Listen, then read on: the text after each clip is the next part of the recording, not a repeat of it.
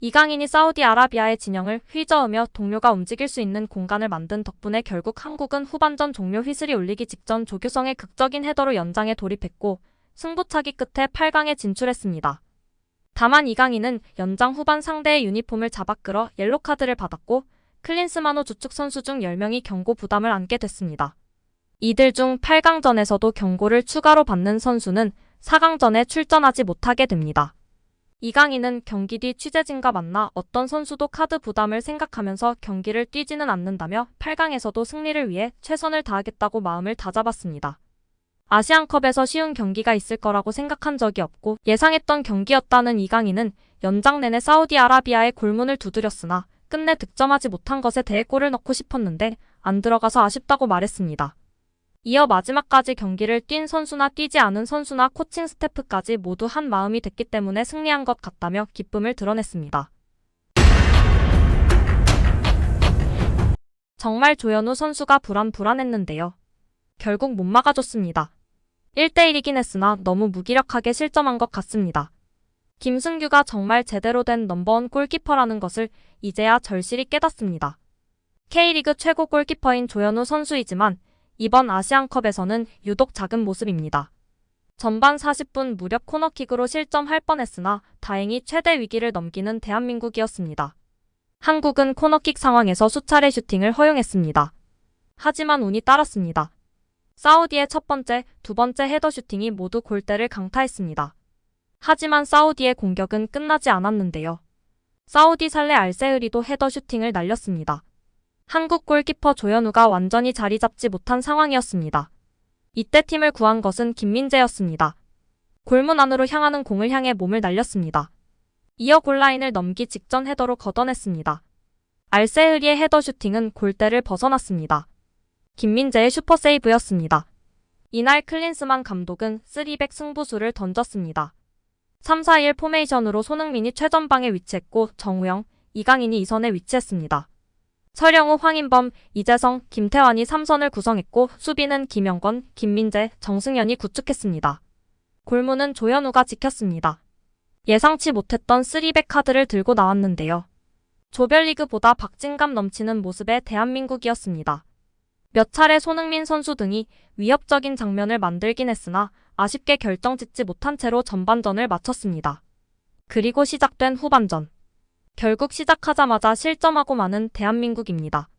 불안한 조현우 선수였는데요. 결국 이렇다 할 모습을 보이지 못하고 무기력하게 실점하고 말았습니다. 완전한 1대1 찬스이긴 했으나 그래도 너무 무기력하게 먹히고 말았습니다. 팬들은 오늘도 클린스만을 향한 분노가 끊이질 않았는데요. 만치니가 일어나서 지시하고 있을 때 클린스만 앉아서 웃고 있는 것 봐 너무 짜증나 진짜 어떡하지.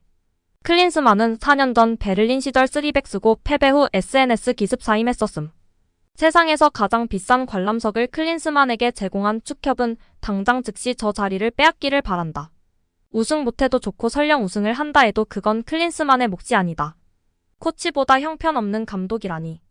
전술을 떠나 클린스만은 벤투처럼 이런 열정이 안 보임.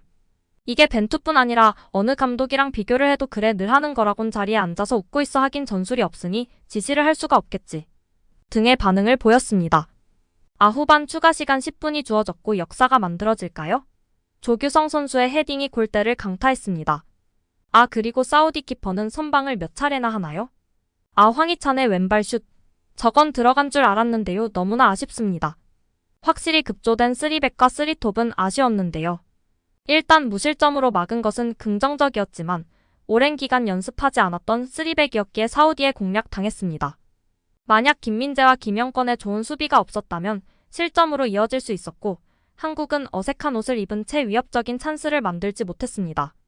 팽팽한 균형 속에서 만치니 감독이 곧바로 승부수를 던졌고 이것이 통했습니다. 후반 1분 측면에서 연결된 패스를 알도사리가 논스톱으로 내줬고 라디프가 잡아 침투했습니다. 이후 라디프의 날카로운 슈팅이 골망을 흔들었습니다. 클린스만 감독도 빠르게 반응했는데요. 황희찬, 조규성, 박용우를 차례로 투입하며 3백을 포기하고 4-4-2 포메이션으로 전환했습니다. 이후 파상 공세를 펼치면서 찬스를 만들었고 해결사로 등장한 선수는 조규성이었습니다. 경기 종료 직전 서령우의 헤더 패스를 조규성이 머리로 마무리했습니다. 승부는 연장전으로 이어졌습니다. 미쳤습니다. 드디어 조규성이 하나 해냅니다.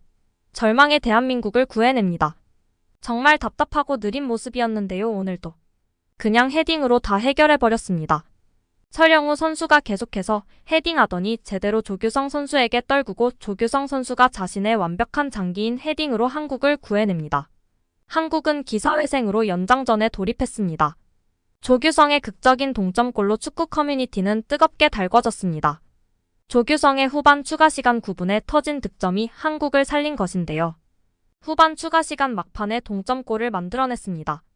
문전으로 날아온 높은 공을 설영우가 머리로 떨어뜨리고 조규성이 헤딩으로 마무리했습니다. 0대1로 끌려가던 한국이 동점을 만들면서 승부를 연장으로 끌고 갈 수 있게 됐습니다. 한국은 앞서 후반 1분 압둘라흐 라디프에게 실점한 뒤 공격의 고삐를 당겼으나 아슬아슬하게 골대를 빗나가거나 골대를 맞히고 있던 상황이었는데요. 조규성의 대회 첫 골입니다. 조규성은 앞선 2022 카타르 월드컵 당시 같은 경기장에서 뛰던 가나전 2골을 몰아치며 한국 선수 최초로 월드컵 한 경기 2골을 기록한 바 있습니다. 조별리그 무득점으로 비판받던 조규성이 날아올랐습니다. 네티즌들은 조규성 가석방 되었다. 머리 안 잘라도 된다. 조규성 동점골, 조규성이 살렸다. 조규성이 맨날 하는 말 끝까지 하면 내가 다 이겨, 손흥민. 조규성 이거 완전 명장면이다. 조규성 진짜 카타르랑 뭐 있음 중꺽말을 외친 그곳에서 골을 말아줬다고 의심 속에서 스스로를 증명해낸 사람 그게 조규성이야. 너 하고 싶은 거 해라 등의 반응을 보이며 축하해주고 있습니다. 여기에 캡틴 손흥민이 팀 분위기 쇄신을 위해 노력하고 있습니다. 골키퍼를 자청하며 귀여운 표정으로 이슈가 되기도 했는데요. 이번에는 이강인 따라잡기입니다. 이강인 따라잡기는 이미 파리 생제르맹에서 비티냐가 한 차례 선보이며 화제가 되기도 했었는데요. 이를 알고 있었는지 캡틴 손흥민 선수도 이강인 선수를 흉내내며 대표팀 팀 분위기를 올리기 위해 노력하는 모습이 화제가 되고 있습니다. 여기에 이강인 선수의 귀여움이 폭발했다며 축구 팬들 사이에서 난리가 난 상황이 화제가 되고 있습니다. 말레이시아 경기 후에 있었던 일인데요. 말레이시아와의 경기에서 무승부 후 이강인 선수가 라커룸에 들어가지 않고 누군가를 기다리는 모습이었습니다. 당연히 경기 내용, 결과가 팀적으로 좋지 않았기에 표정이 좋지 않은 모습이었습니다. 이강인이 기다리고 있던 사람들은 말레이시아 코치진이었는데요. 이강인과의 인연이 있었던 국내 코치진이었습니다. 이강인은 말레이시아 코치진과 짧은 만남을 가지고 사인을 해주었는데요. 이 사인이 팬들의 주목을 받고 있습니다. 이강인의 정성어린 사인 속에서 귀여움이 묻어 있었는데요. 바로 짜증난다라는 글귀였습니다.